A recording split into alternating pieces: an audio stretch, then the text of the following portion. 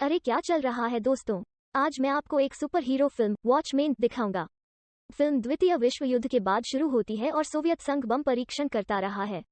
इसलिए अमेरिका परमाणु खतरे को मापने के लिए डूम्सडे क्लॉक बनाता है। हर बार खतरा बढ़ने पर घड़ी को आधी रात के करीब ले जाया जाएगा, जो परमाणु युद्ध की संभावना को दर्शाती है। अमेरिका में युद्धों की बार बार होने वाली घटनाएं वॉट्समैन के गठन का कारण बनती हैं, जो विश्व की शांति को बनाए रखने के लिए सुपरहीरो की एक टीम है। वॉट्समैन की मदद से अराजक स्थिति समाप्त हो जाती है और इसलिए सुपरहीरो सेवानिवृत्त हो जाते हैं। लेकिन सोवियत रूस नायकों, विशेष रूप से डॉक्टर मैनहट्टन से असहज महसूस करता है, जो एक ईश्वर की तरह है और उसके पास अत्यधिक शक्तियां हैं।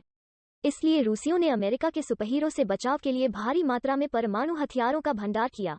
एक रात एडवर्ड ब्लेक या कॉमेडियन नाम के सुपरमैन की उसके घर पर हत्या कर दी जाती है। हत्यारा बहुत शक्तिशाली है। एडवर्ड लड़ने की कोशिश करता है, लेकिन उसे खिड़की से बाहर फेंक दिया जाता है और उसकी मौत हो जाती है। हालांकि सुपरहीरो की दूसरी पीढ़ी युद्ध के बहुत लंबे समय बाद अपने गौरव के दिनों का आनंद नहीं उठा पाती है। धीरे धीरे लोग डॉक्टर मैनहट्टन और उनकी शक्तियों से डरने लगते हैं। राष्ट्रपति रिचर्ड निक्सन ने कीन एक्ट नाम से एक अधिनियम पारित किया, जिसमें कहा गया है कि सुपरहीरो को या तो सरकार के लिए काम करना होगा या सुपरहीरो बनना बंद करना होगा। अधिकांश सदस्य सेवानिवृत्ति चुनते हैं।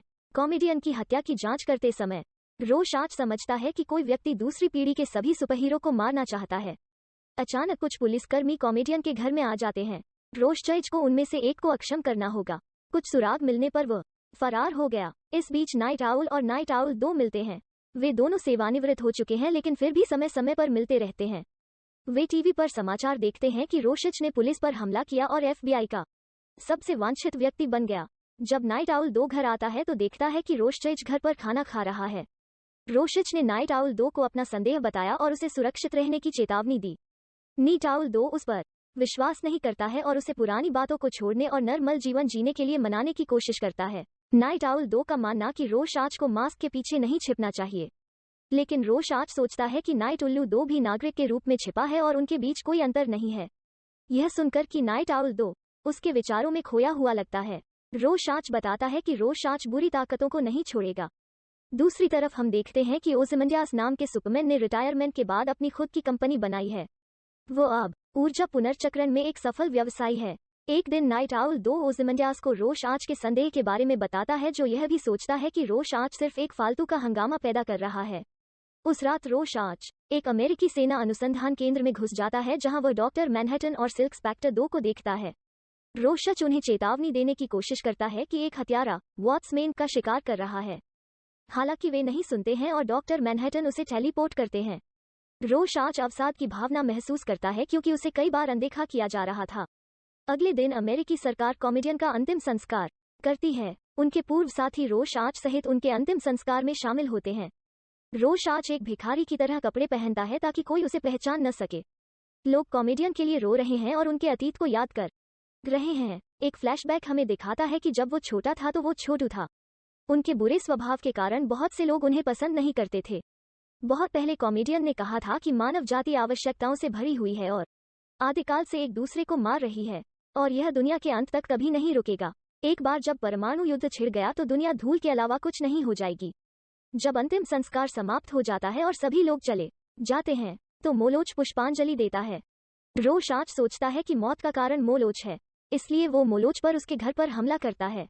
लेकिन मोलोच बताता है कि कॉमेडियन 1 हफ्ते पहले मोलोच के घर आया था। कॉमेडियन उस समय परेशान लग रहा था और उसने कहा कि मोलोच और डॉक्टर मैनहट्टन की पूर्व प्रेमिका एक ही सूची में थे। यह सुनकर रोशाच चुप हो जाता है। रोशचैक सोचता रहता है कि किस वजह से कॉमेडियन परेशान हो गया। एक शाम हम देखते हैं कि डॉक्टर मैनहट्टन सिल्क स्पेक्टर 2 के साथ एक वासना का खेल खेल रहा है। उसका व्यवहार सिल्क स्पेक्टर 2 को परेशान करता है, क्योंकि वो खेल पर ध्यान केंद्रित करने के बजाय आयनिक प्रतिक्रिया जैसे काम के सामान के बारे में बात करता रहता है। वो अब उसके प्यार को महसूस नहीं कर सकती। अजीब तरह से कोई फर्क नहीं पड़ता कि वे क्या कर रहे हैं, क्योंकि हमेशा डॉक्टर मैनहट्टन का एक क्लोन काम करता है।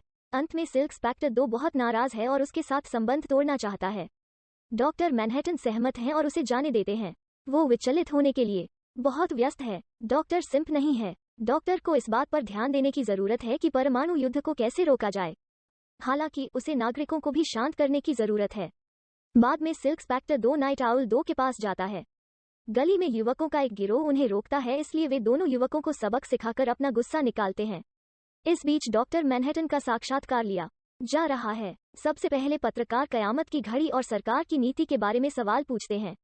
बाद में कोई पूछता है कि क्या डॉक्टर मैनहट्टन अपने करीबी लोगों को कैंसर का कारण बनेगा, क्योंकि उनके करीब रहने वाले कुछ लोग कैंसर से पीड़ित हैं। रिपोर्टर तब डॉक्टर मैनहट्टन की पूर्व प्रेमिका को उस जगह पर आमंत्रित करता है। उसे देखकर सारे पत्रकार पागल हो जाते हैं। डॉक्टर मैनहट्टन अब इसे बर्दाश्त नहीं कर सकते, इसलिए वो कुछ शांति पाने की उम्मीद में मंगल ग्रह पर टेलीपोर्ट करता है। वो मंगल पर अकेला रहता है और अपने पूर्व के साथ मधुर अतीत को याद करता है। वे उस समय मिले थे जब वे एक प्रयोगशाला में एक साथ काम कर रहे थे और खुशी से रहते थे। एक दिन काम खत्म करने के बाद वो अपनी घड़ी लाने के लिए फील्ड सेंटर मशीन पर लौटता है। अफसोस की बात है कि वो मशीन में फंस जाता है और मशीन शुरू होते ही बच नहीं पाता। क्षण भर बाद वो मशीन के अंदर बिखर जाता है। बाद में लोग उनका अंतिम संस्कार करते हैं। हालांकि एक चमत्कार होता है क्योंकि डॉक्टर मैनहट्टन महाशक्तियों के साथ जीवन में वापस आते हैं। अमेरिकी सरकार तो उसे एक हत्या मशीन बना देती है। जीवन और मृत्यु पर यह शक्तिशाली लेकिन भयावह शक्ति रखने वाले डॉक्टर मैनहट्टन को एक भगवान के रूप में देखा जाता है। हालांकि उसकी पूर्व प्रेमिका धीरे धीरे उससे डरने लगती है। उनका रिश्ता तब तक चलता है जब तक डॉक्टर मैनहट्टन सिल्क स्पेक्टर 2 से मिलते हैं और उसके साथ प्यार में पड़ जाते हैं। डॉक्टर मैनहट्टन के पृथ्वी छोड़ने के बाद सोवियत संघ ने इसे अफगानिस्तान पर आक्रमण करने के लिए एक लाभ के रूप में इस्तेमाल किया। इससे कयामत की घड़ी आधी रात के करीब 2 मिनट हो जाती है और परमाणु युद्ध का खतरा फिर से उभर आता है। अमेरिकी सरकार ने युद्ध की तैयारी कर ली है। जरूरत पड़ने पर पहले हमला करेंगे। वे पूर्वी तट की कीमत पर सोवियत का सफाया कर देंगे। अगले दिन ओzymandias एक हत्या के प्रयास से बच जाता है, लेकिन हत्यारा पकड़े जाने पर अपने मुंह में जहर डालकर खुद को मार लेता है।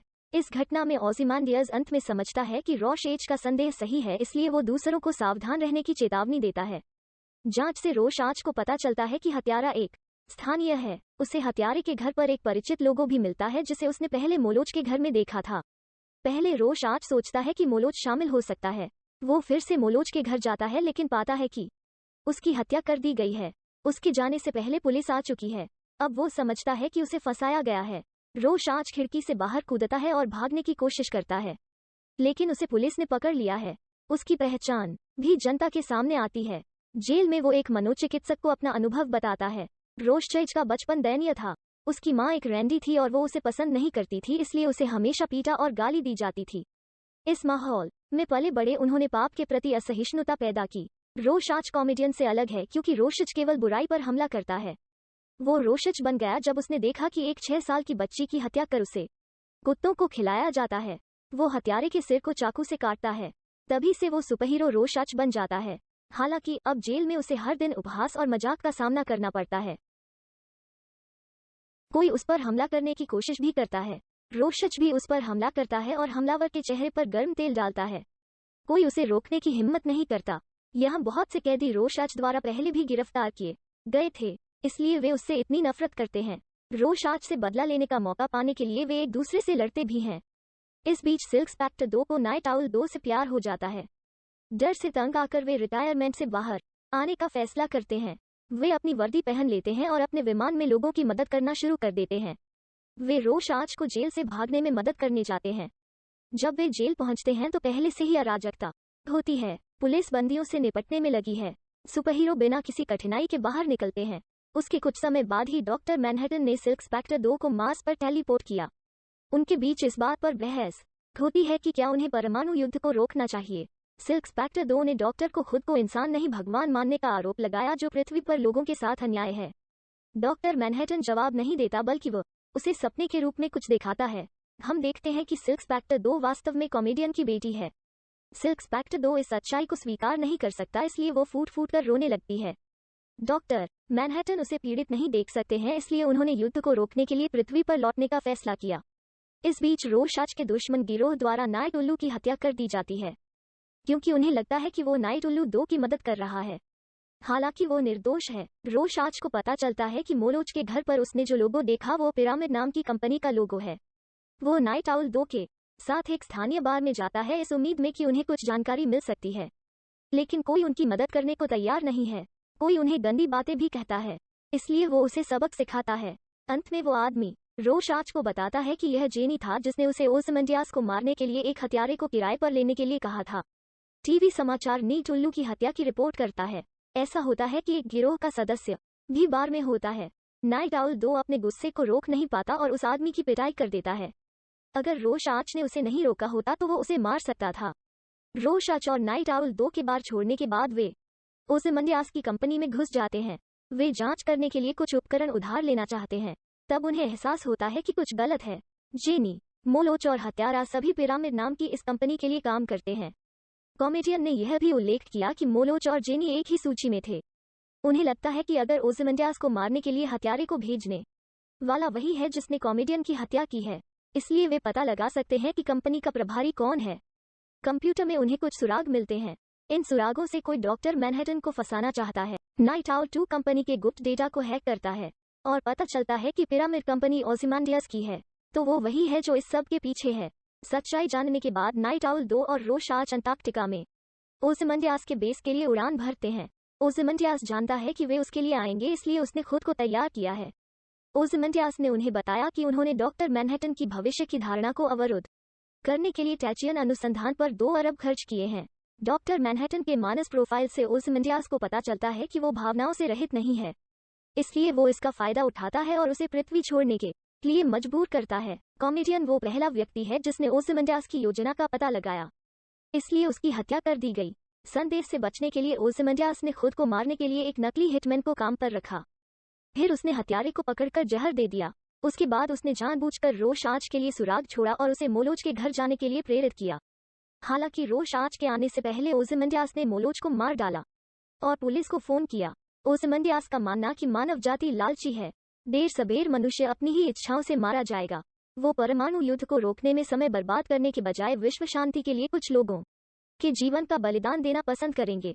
सालों से वो एक मशीन में डॉक्टर मैनहट्टन की शक्ति प्राप्त करने की कोशिश कर रहा है। वो इस शक्ति का उपयोग दुनिया के 4 प्रमुख शहरों को नष्ट करने के लिए करता है। एक पल में लाखों लोग मारे जाते हैं। हर कोई सोचता है कि यह डॉक्टर मैनहट्टन ने किया है, इसलिए अमेरिका और सोवियत अपने नए दुश्मन डॉक्टर मैनहट्टन के खिलाफ एकजुट हो गए। जब डॉक्टर मैनहट्टन और सिल्क स्पेक्टर 2 पृथ्वी पर लौटते हैं तो वे देखते हैं कि शहरों के बजाय सिर्फ खंडहर है। डॉक्टर मैनहट्टन जानता है कि ओzymandias ने ऐसा किया था, लेकिन वो उसे मारना नहीं चाहता। आश्चर्यजनक रूप से डॉक्टर मैनहट्टन ओzymandias से सहमत हैं। डॉक्टर सोचता है कि उसे चुप रहना चाहिए, अन्यथा अमेरिका और सोवियत संघ एक दूसरे से लड़ते रहेंगे और परमाणु युद्ध अवश्यंभावी होगा। विश्व शांति का आनंद तभी ले सकता है जब वे एक साथ हों। जब तक दुनिया सुरक्षित है, डॉक्टर मैनहट्टन दोषी ठहराए जाने को तैयार हैं। वैसे भी वो मानव के हथियारों से नहीं मारा जा सकता। वो मानव मन को छोड़कर लगभग सब कुछ बदल सकता है। सिल्क स्पेक्टर 2 और नाइट आउल 2 डॉक्टर की योजना से सहमत होना चुनते हैं। हालांकि रोशाच इसे स्वीकार नहीं कर सकता। वो कभी समझौता नहीं करते और जोर देते हैं कि उन्हें सही काम करना चाहिए। रोशाच जानता है कि वो मौत से बच नहीं सकता, क्योंकि डॉक्टर मैनहट्टन जानता है कि वो निश्चित रूप से जनता के सामने सच्चाई प्रकट करेगा। निश्चित रूप से डॉक्टर मैनहट्टन उसे एक पल में मार देता है। इसके बाद मैनहट्टन उन्हें छोड़ देता है। नाइट आउल 2 ने अपना गुस्सा ओzymandias पर छोड़ा और उस पर हमला कर दिया। हालांकि चाहे वो उसे कितना भी घूंसे और लात मारे, ओzymandias वापस नहीं लड़ता, क्योंकि वो जानता है कि यदि वे विश्व शांति बनाए रखना चाहते हैं तो एक बलिदान देना होगा और उसे अपने किए पर कोई पछतावा नहीं है। अंत में अमेरिका सोवियत संघ के साथ अपने सहयोग की घोषणा करता है और उनके बीच युद्ध को रोकता है, ताकि उनके असली आम दुश्मन डॉक्टर मैनहट्टन से लड़ सकें। एक रिपोर्टर को बाद में रोशाच द्वारा छोड़ी गई डायरी मिलती है। तो दोस्तों, आप इस फिल्म के बारे में क्या सोचते हैं? मेरा वीडियो देखने के लिए धन्यवाद। लाइक और सब्सक्राइब करना न भूलें। आपका दिन शुभ हो। अलविदा।